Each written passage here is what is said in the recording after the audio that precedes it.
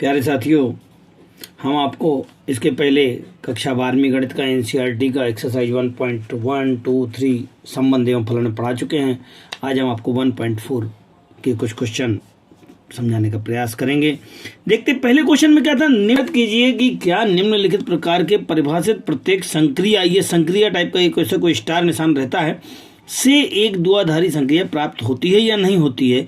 इस दशा में स्टार एक द्विआधारी संक्रिया है या नहीं है, इसका औचित्य भी बताइए। अब क्या होता है वास्तव में द्विआधारी संक्रिया? द्विआधारी संक्रिया का मतलब होता है कि दो संख्याओं के बीच में कोई ना कोई संबंध स्थापित करना। जब यहाँ पर एक पहले क्वेश्चन में कुछ एक संबंध दिया हुआ है, जेड प्लस में ए स्टार बी बराबर है ए माइनस बी के द्वारा परिभाषित कोई संक्रिया है। जब ए स्टार बी के द्वारा परिभाषित ए माइनस बी कोई संक्रिया किसमें? जेड प्लस में है। जेड प्लस कैसे कहते हैं? सभी धनात्मक पूर्णांक संख्याएं। अब धनात्मक पूर्णांक संख्याओं में हमने मान लिया है कि एक और दो यदि माना तो इसमें से घटा के देखते हैं। घटा के देखा तो एक में से दो घटाए कितना आ गया? माइनस का एक, जो कि धनात्मक नहीं है, अर्थात ये द्विआधारी संक्रिया नहीं है। द्विआधारी संक्रिया के लिए क्या होना चाहिए? अगर अवयव हमने यहाँ से जेड में माने हैं, जिसमें भी दिया हुआ है सवाल में, आंसर भी उसी में आना चाहिए, परंतु यहाँ ऐसा नहीं है। हमने एक और दो तो जेड के अवयव माने हैं, परंतु ये जो -1 आंसर आया है कैलकुलेशन में, वो आपका जेड प्लस का अवयव नहीं है। अतः जब ये इसका अवयव नहीं है तो हम कह पाएंगे कि ये संक्रिया नहीं है। अब दूसरे क्वेश्चन में भी समझने का प्रयास करते हैं। दूसरे क्वेश्चन में कहता है जेड प्लस में A star B equal to A B के द्वारा परिभाषित संक्रिया। अरे भाई, ये A star B A into B है। हाँ, ये द्विआधारी संक्रिया है, क्योंकि हम जानते हैं कि दोनों धनात्मक संख्याओं का गुणनफल सदैव धनात्मक होता है।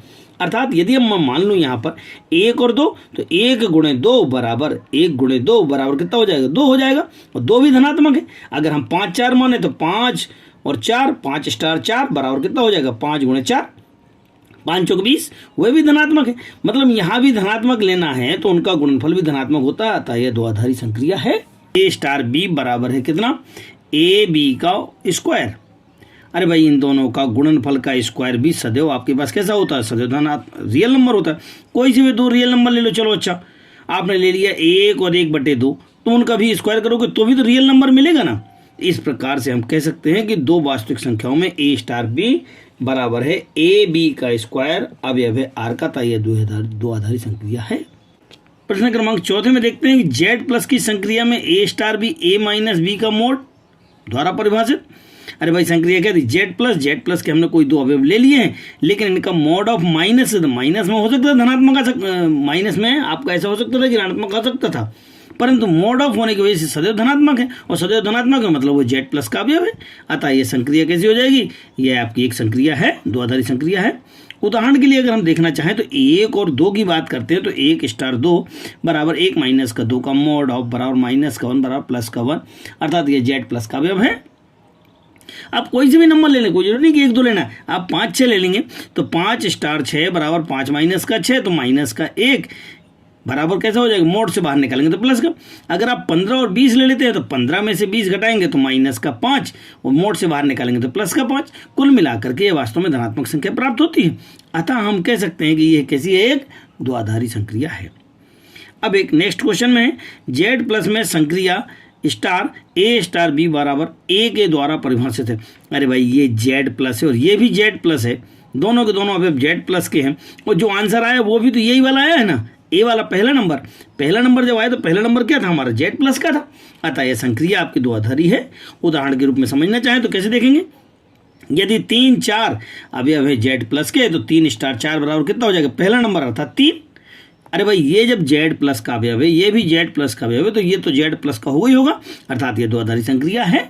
प्रश्न क्रमांक 2 में निम्नलिखित परिभाषित प्रत्येक द्विआधारी संक्रिया में ये निर्धारित कीजिए क्या द्विआधारी क्रमनिर्णय है या सहचर है। क्रमनिर्णय किसे कहते हैं? ए स्टार बी बराबर बी स्टार ए, अर्थात क्रम बदल जाए तब यह संक्रिया कैसी कहलाती है? क्रमनिर्णय कहलाती है। हम चेक करते हैं अपने प्रश्नों में। हमारा जो प्रश्न था जेड में ए स्टार बी बराबर ए माइनस बी के द्वारा परिभाषित है, तो अवयव लिए, इनको दोनों को हल किया। यहाँ पे ए माइनस बी से हल किया तो कितना आ गया? माइनस का 1। यहाँ पे हल किया, इनको पलट करके हल कर दिया तो कितना आ गया? प्लस का 1। क्या ये दोनों बराबर है? नहीं है, अर्थात ये 1 star 2 not equal to 2 star 1। अतः हम कह पाएंगे कि ये क्रमनिर्णय नहीं है। तो क्रम विनिमय के लिए क्या होना चाहिए, दोनों बराबर होना चाहिए। अगर आगे पीछे इनको कर देते हैं ए स्टार बी बराबर बी स्टार ए होना चाहिए, तभी क्रम विनिमय होता है। परंतु यहाँ पर जो 2 अंक लिए इन दोनों को यदि बदल दिया है और ये दोनों इक्वल नहीं, क्योंकि यहाँ माइनस का 1 और प्लस का 1 है, अतः ये क्रम विनिमय संख्या क्रम विनिमय नियम का पालन नहीं करता। तो 1 2 3 के लिए हमको सहचर्य नियम करना। सहचर्य में क्या होता है कि 3 नंबर लेकर के पहले 2 का ब्रैकेट और अंतिम 2 का ब्रैकेट यदि लगाते हैं तो इसका कैलकुलेशन दोनों का सेम आना चाहिए, तभी यह संक्रिया कैसी कहलाएगी, सहचर्य नियम कहलाएगी। अब हमने संख्याओं के आधार पर हमने इसको चेक करना शुरू किया। 1 2 3 ले लिया तो 1 और 2 का क्या हो जाएगा, इसको चूंकि हमारी संक्रिया क्या थी, संक्रिया जो थी हमारे पास घटाने की थी, तो हमने इसमें से घटा दिया। 1 में से 2 घटाया, कितना है, माइनस का 1 आया। फिर हमने इन दोनों की संक्रिया ली तो पहले में से दूसरे को घटाते हैं, कितना आ जाएगा, माइनस का 4।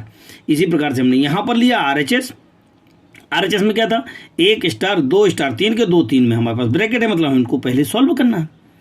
अब जब हम इनको सॉल्व करने गए तो पहला माइनस का दूसरा, अर्थात ये कितना हो गया, माइनस का 1।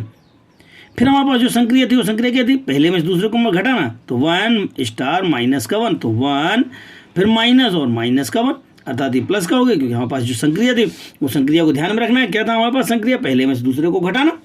तो जब भी हम स्टार हटाएंगे तो पहले में से दूसरे को घटाएंगे।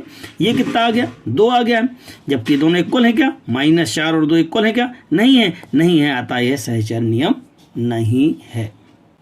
प्रश्न क्रमांक 2 में Q में A स्टार B बराबर है AB प्लस का 1 के द्वारा परिभाषित है, तो क्या यह है आपके लिए क्रम विनिमय है, सहचर्य है, पता करना है। सो हमने पहले प्रयास किया, हमने चूंकि इन दोनों का गुणनफल जो संख्याएं होती हैं, चाहे वो रेशनल नंबर हो या परिमेय संख्याएं हो या कोई से भी हो, समस्त प्रकार की संख्याएं आपके क्रम विनिमय नियम का पालन करती चुकी हैं। क्यों दिया है, रेशनल नंबर दिया है, रेशनल नंबर भी के लिए भी हमने 1 और 1/2 ले लिया, दोनों का गुणा करेंगे, यहाँ पे 1/2 और 1 का गुणा करेंगे तो भी आपका ये सदैव समान होता है, क्रम विनिमय नियम का पालन करता है। दोनों और 1 को जोड़ने पर, दोनों और 1 को जोड़ दिया है, दोनों और 1 को जोड़ने पर भी कोई फर्क नहीं पड़ना, क्योंकि दोनों इक्वल हैं। अरे भाई जब दोनों इक्वल हैं तो इन दोनों में 1 1 प्लस करने में भी इक्वल होंगे, इक्वल हैं, दैट मीन्स उनका A स्टार B बराबर हो जाएगा B स्टार A के। जब ये इस प्रकार से हो जाएगा A star B equal to B star A, अतः वह क्रम विनिमय नियम का पालन करता है। अब हम किसके लिए सिद्ध कर रहे हैं, सहचर्य के लिए। सहचर्य के लिए फिर हमने 3 नंबर ले लिए, कोई 3 नंबर लिए, जैसे 1 2 3 अवयव ले लिए, क्योंकि अब इन नंबरों को हमने हल करने का प्रयास किया तो हमारे पास नियम क्या था, नियम जो था उस नियम को भी ध्यान से देखना है। नियम जो था हमारे पास वो क्या था, A स्टार B बराबर AB प्लस 1, अर्थात दोनों नंबर का मल्टीपल प्लस का 1। सो यहाँ पे किया हमने इन दोनों का मल्टीपल प्लस का 1, 2 एकम 2 और 1 3, ये 2 एकम 2 और 1 3, 3 का स्टार 3 से करोगे तो फिर क्या होगा, दोनों का मल्टीपल प्लस का 1, अर्थात 3 त्रिका 9 धन का 1, तो 3 त्रिका 9 और 1 10। अगर हम इसी में RHS देखते हैं तो अर्थात अभी हमने पहले 2 में ब्रैकेट लगाया था, अगर अंतिम 2 ब्रैकेट लगाते हैं तो क्या हो जाएगा, 3 दूनी 6 और 1 7। इन दोनों को हल करते हैं तो 7 एकम 7 और 1 8, अर्थात ये दोनों इक्वल है क्या, नहीं है, नहीं है, तो हम कह पाएंगे कि इसमें सहचर्य नियम नहीं लागू होता है। सेकंड का थर्ड, Q में A स्टार B बराबर AB/2 द्वारा परिभाषित। हाँ ये निश्चित है, क्योंकि इन दोनों का मल्टीपल जो होता है AB का मल्टीपल क्रम विनिमय नियम पालन करता है। देखते हैं A स्टार B बराबर कितना होता है, A स्टार B बराबर तो दिया हुआ है क्वेश्चन में AB/2 के। अगर हम RHS चेक करते हैं इसका तो B स्टार A चेक करते हैं तो क्या बन जाएगा, पहला माइनस दूसरा, अर्थात BA/2। लेकिन ये तो क्रम विनिमय नियम का पालन करता है ना, तो हम BA को क्या लिख सकते हैं, AB/2 लिख सकते हैं। अब आप ध्यान से देखेंगे कि AB/2 और ये भी A/2 है, अर्थात A स्टार B बराबर कितना हो जाएगा, B स्टार A। समीकरण 1 और 2 से, तो समीकरण 1 और 2 से कितना हो गया, A स्टार B बराबर है B स्टार A। दोनों आपस में पलट करके भी इक्वल है, दैट मीन्स क्रम विनिमय नियम का पालन करते हैं। अब सहचर्य की कहानी, तो सहचर्य में अगर हम बात करते हैं तो 3 अक्षर लेना पड़ते हैं, ABC। LHS ले लिया, RHS में क्या था, ABC, लेकिन ब्रैकेट लास्ट के 2 अवयव में है, यहाँ पर पहले 2 अवयव में रहता। इन दोनों को सॉल्व करते कितना बन जाएगा, परिभाषा के मुताबिक दोनों का मल्टीपल/2, दोनों का मल्टीपल/2। अब अगर फिर से इनका स्टार हटाते हैं तो फिर इसका और इसका मल्टीपल अपॉन में 2, तो ABC स्टार अपॉन में 2। इसको अगर थोड़ा सॉल्व करते हैं तो ABC अपॉन में 4 बन जाता है। चले इसको थोड़ा सा शांति से देखना जरा, A स्टार, तो A स्टार इन दोनों को सॉल्व किया तो हमारी परिभाषा क्या थी कि अगर स्टार हटाते हैं तो दोनों का मल्टीपल/2, तो यहाँ पे कितना हो जाएगा, दोनों का मल्टीपल/2, अर्थात B इंटू C अपॉन में 2। फिर यहाँ स्टार हटाया है तो इसके साथ भी इसका गुणा कर दिया और अपॉन 2 आ जाएगा, तो ABC/2 और 2 पहले से था, अर्थात ए बी सी अपॉन 4। अगर हम ध्यान से देखते हैं तो समीकरण 1 और 2 दोनों इक्वल हैं, इक्वल है दैट मीन्स ये भी इक्वल है, तो हम कह सकते हैं कि ये सहचर्य नियम है। यहाँ ऊपर हमने प्रूव कर दिया कि पहले क्रमनिर्णय नियम भी था और यहाँ पे इसमें इस संक्रिया में सहचर्य नियम का भी पालन होता है। तो अंक चौथे में जेड प्लस के लिए देखते हैं कि हमारे पास जो एक प्रश्न था, ए स्टार बी बराबर है 2 to the power A B के द्वारा परिभाषित करना। ए बी बराबर है किसके? बी ए के। अतः यदि हम ए स्टार बी निकालते हैं तो 2 to the power A B बन जाएगा और बी स्टार ए निकालेंगे तो क्या हो जाएगा? बी ए बन जाएगा, बी ए बन जाएगा। परंतु ये दोनों इक्वल होते हैं, इक्वल होते हैं तो हम A B equal to B A लिख सकते हैं। समीकरण 1 और 2 से ये दोनों हिस्से बराबर दिख रहे हैं आपको, अर्थात ये A B star equal to कितना हो जाएगा? A star B equal to कितना होगा? बी स्टार ए के। और यही तो हमको प्रूव करना था, इसीलिए नियम तो है क्रमनिर्णय नियम। अब अगर सहचर्य की बात करते हैं तो सहचर्य के लिए कोई से भी 3 नंबर ले लेते हैं। 3 नंबर लिए, 1 2 3 हमने ले लिए हैं जो कि जेड प्लस में थे, अर्थात धनात्मक संख्या लेना है। जब धनात्मक संख्या तो 1 2 3 ले लिए हैं। अब इनको पहले परिभाषा क्या थी? 2 टू दी पावर पहला इंटू दूसरा। अगर हमने स्टार हटाया सो इसका स्टार हटाया, पहला इंटू दूसरा 2 की पावर में 2 की घात 2 एकम 2, 2 की घात 2, 2 की घात 2 का मान कितना हो जाता है? 4। और जब ये 4 हो गया इनका स्टार हटाएंगे तो 2 की घात इन दोनों का मल्टीपल 4 थी 12, अर्थात 2 की घात 12 बन जाएगा। अगर हम RHS की बात करते हैं तो हमारे पास 1 स्टार 2 स्टार 3, इन दोनों को सॉल्व करो। इसमें क्या होगा? 1 स्टार जो का जो रहेगा, यहाँ हल करते हैं कितना हो जाएगा? 2 टू दी पावर इन दोनों का गुणनफल, अर्थात 3 दूनी 6 और 2 की घात 6 कितना हो जाता है? 64। अब इन दोनों को हल करेंगे तो कितना बन जाएगा? यहाँ ये 2 की घात इन दोनों का गुणनफल, अर्थात 64 एकम 64। ये भाई 2 की घात 12 था, ये 2 की घात 64 था, दोनों बराबर हैं क्या? नहीं है। स्पष्ट दिख रहा है कि बराबर नहीं है, मतलब LHS बराबर नहीं है RHS के। अतः A star B star C first number bracket is not equal to कितना बन जाएगा? A star B star C last 2 number bracket. That means ये सहचर्य नियम नहीं है क्योंकि ये नॉट इक्वल टू आया है, तो हम इस प्रकार कह सकते हैं ये सहचर्य नियम। जेड प्लस में यदि हमने देखा है तो हमारे पास जो संक्रिया जो क्या थी? ए टू दी पावर बी थी, ए स्टार बी बराबर चेक कर ले तो कोई 2 नंबर ले लेते हैं। अगर हमने 2 और 3 कोई 2 नंबर लिए हैं, 2 3 अवयव हैं जेड प्लस के, तो इसको अगर स्टार हटाए तो 2 की घात 3 बराबर 8 आ गया।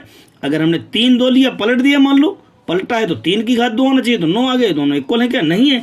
नहीं है तो हम कह पाएंगे कि ये क्रमनिर्णय नियम नहीं है। अब 3 संख्याओं के लिए गए तो 2 3 4 को ले लिया, 2 गुणे 2 स्टार 3 स्टार 4। अगर ये पहले ब्रैकेट को हल करते हैं तो क्या हो जाता था? पहले की घात दूसरी, अर्थात 2 की घात 3। हमारे पास जो नियम क्या था? ए स्टार बी बराबर कितना था? ए पहले की घात दूसरा नंबर। सो हमने यहाँ पे भी वही किया, पहले की घात दूसरा नंबर, अर्थात 2 की घात 3।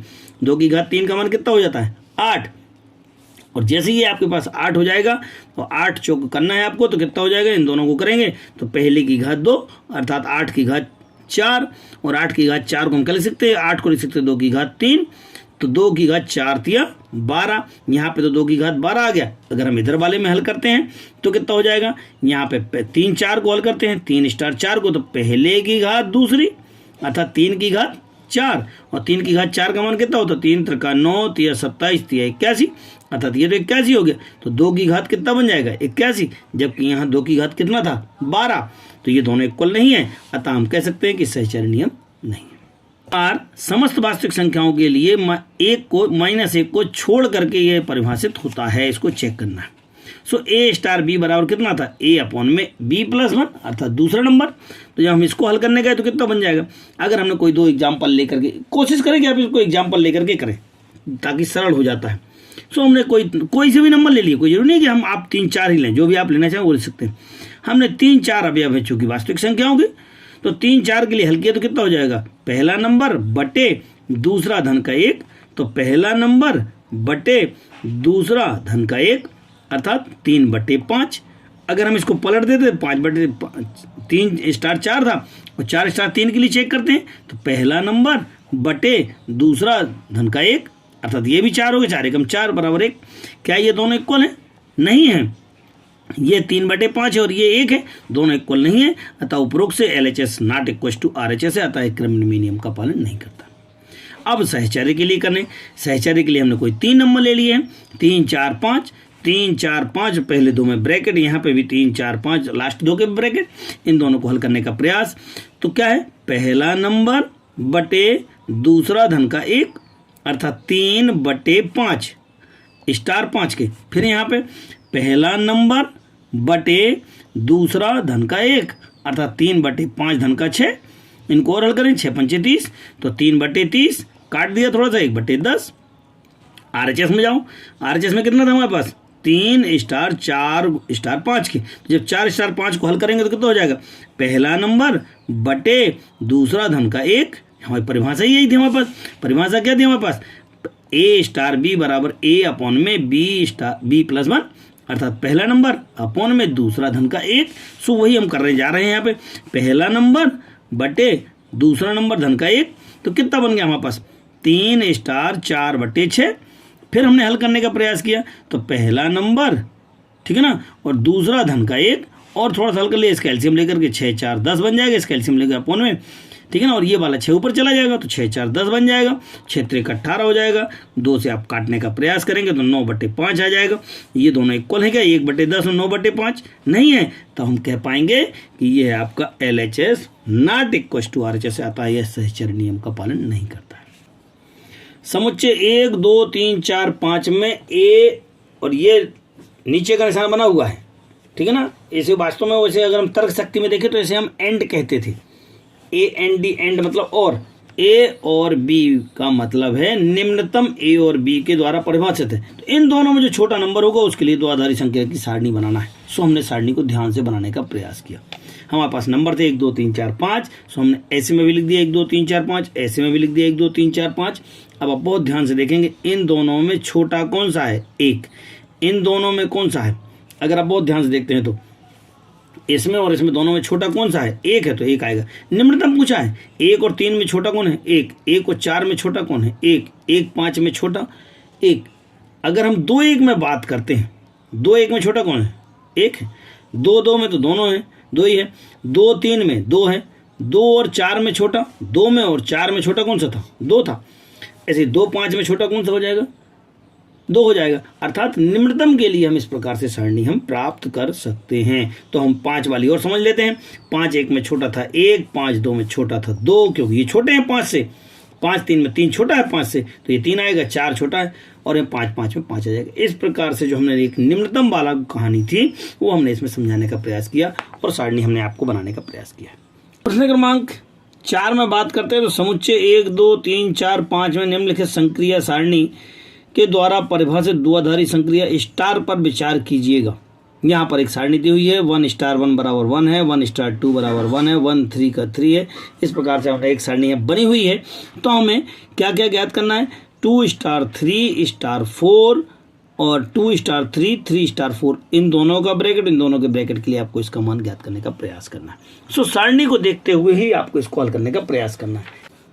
फर्स्ट 2 में आपके पास ब्रैकेट था, लास्ट 2 में ब्रैकेट था। समझने का प्रयास, यदि 2 स्टार 3 करते हैं तो सारणी में देखा 2 स्टार 3 का मान कितना है, 2 स्टार 3, 2 स्टार 3 का मान कितना है, 1 है। इसी प्रकार से यहाँ पे 1 लिख देंगे। फिर 1 स्टार 4 का मान देखा है तो 1 स्टार 4 का मान भी 1 है, तो यहाँ पे भी हम 1 लिख देंगे। इस प्रकार हम कह पाएंगे कि फर्स्ट 2 ब्रैकेट अर्थात 2 स्टार 3 स्टार 4 के लिए मान कितना होगा, 1 होगा। इसी प्रकार से RHS से बात करते हैं तो 2 स्टार 3 स्टार 4 की बात करते, 3 स्टार 4 का मान ज्ञात करना है, 3 4 का मान ज्ञात करना है। सो 3 है और ये 4 है, देखते हैं हम ध्यान से देखते जाइए। 3 और 4 के लिए ये आपके पास 1 आ जाएगा, अतः हम 3 4 की जगह 1 लिख सकते हैं। 2 स्टार 1, सो 2 और 1 की बात करते हैं तो ये भी इसका मान कितना है, 1 है, अतः हम यहाँ पे भी हम 1 लिख देंगे। उपरोक्त से स्पष्ट है ये दोनों इक्वल हैं, अतः ये दोनों के लिए सत्य है।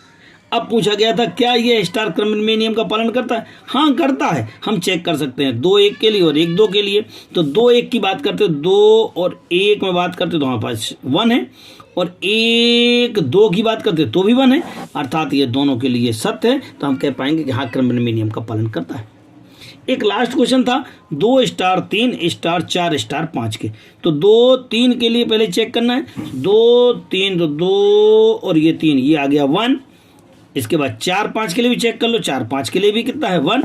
सो 2 3 की वैल्यू थी 1, 4 5 की वैल्यू थी 1, और 1 स्टार 1 की वैल्यू चेक कर लेते हैं। सो 1 स्टार 1 की वैल्यू कितनी हो जाएगी, 1 स्टार 1 की वैल्यू कितनी हो जाएगी, 1 हो जाएगी। अतः हम कह पाएंगे कि 1 स्टार 1 भी कितना है, आपके पास 1 होता है। इस प्रकार से हमने आज आपको प्रश्न क्रमांक 1 से लेकर के 4 तक के प्रश्नों का अध्ययन कराया है। हमें उम्मीद है कि आपको बेसिक समझ में अच्छी तरह से आ चुका होगा। फिर भी यदि कहीं कोई समस्या आ रही है तो आप कमेंट्स बॉक्स में ज़रूर लिखें। हमारे वीडियो आपको कैसे लगे हमको ज़रूर बताएं। ज़्यादा से ज़्यादा 12th क्लास के बच्चों को आप शेयर करने का प्रयास करें, जो कि पढ़ाई स्टार्ट हो चुकी है। जुलाई का माह है, आप सभी छात्रों को इस अध्याय की बहुत सख्त ज़रूरत है। ज़्यादा से ज़्यादा लोगों को शेयर करने का प्रयास करें। सहयोग के लिए धन्यवाद।